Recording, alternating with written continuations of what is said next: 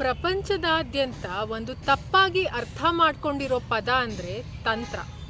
ಹಾಗಾದರೆ ವೇದಿಕ್ ದೃಷ್ಟಿಕೋನದಿಂದ ಇದರ ಅರ್ಥ ಏನು ಅಂತ ಈ ವಿಡಿಯೋನಲ್ಲಿ ತಿಳಿಯೋಣ. ತನ್ ಅಂದರೆ ಸಂಸ್ಕೃತದಲ್ಲಿ ದೇಹ, ತ್ರ ಅಂದರೆ ಮೂರು, ಅಂದರೆ ಇಲ್ಲಿ ಮೂರು ವಿಧವಾದ ಶಿಸ್ತು ಅಂತ ಅರ್ಥ. ಅದರಿಂದ ತಂತ್ರದ ನಿಜವಾದ ಅರ್ಥ ಅಂದರೆ ನಮ್ಮ ದೇಹವನ್ನು ಮೂರು ವಿಧವಾದ ರೀತಿಯಲ್ಲಿ ನಿಯಂತ್ರಿಸುವ ವಿಧಾನ ಅಂತ ಅರ್ಥ.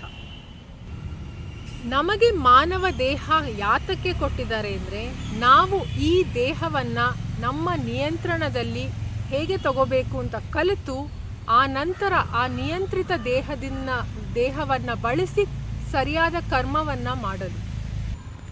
ಅದಲ್ಲದೆ ಮುಖ್ಯವಾಗಿ ನಾವು ಜನನ ಮರಣ ಚಕ್ರದಿಂದ ಹೊರಬರಲು ಮತ್ತೆ ಈ ದೇಹವನ್ನು ಪಡೆಯದಂತೆ ಆ ಹಂತಕ್ಕೆ ತಲುಪಿ ವಿಕಸನಗೊಳ್ಳಲು. ಈ ವಿಕಸನ ಅಥವಾ ಮೋಕ್ಷವನ್ನು ಸಾಧಿಸಲು ತಂತ್ರದ ಮೂಲಭೂತ ಅವಶ್ಯಕತೆ ಇದೆ.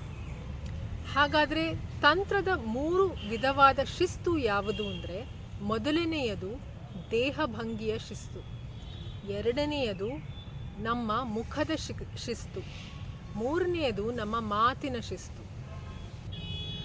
ಒಂದು ಅದ್ಭುತವಾದ ವಿಷಯವೆಂದರೆ ನಮ್ಮ ಮನಸ್ಸನ್ನು ನಿಯಂತ್ರಿಸುವ ಏಕೈಕ ಮಾರ್ಗವೆಂದರೆ ಈ ಮೂರು ದೇಹದ ಶಿಸ್ತುಗಳು. ಈ ಮೂರು ದೇಹದ ಶಿಸ್ತಿನಿಂದ ಮಾತ್ರ ನಾವು ಜನನ ಮರಣ ಚಕ್ರದಿಂದ ಹೊರಬರಲು ಸಾಧ್ಯ.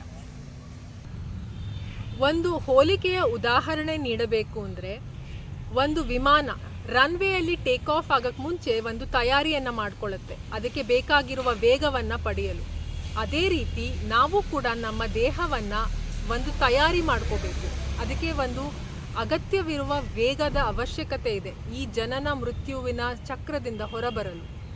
ಆ ತಯಾರಿನೇ ಈ ಮೂರು ದೇಹದ ಶಿಸ್ತುಗಳು ತಂತ್ರದ ರೂಪದಲ್ಲಿ. ಇದೇ ತಂತ್ರದ ನಿಜವಾದ ಮೂಲ ಅರ್ಥ. ಇದು ನಮ್ಮ ಸ್ವಂತ ದೇಹಕ್ಕೆ ಸಂಬಂಧಿಸಿದ್ದು ಹಾಗೂ ನಮ್ಮ ದೇಹದಿಂದ ಶಿಸ್ತುಬದ್ಧಾಗಿ ಕರ್ಮವನ್ನು ಮಾಡೋದಕ್ಕೆ ಸಂಬಂಧಿಸಿದ್ದು.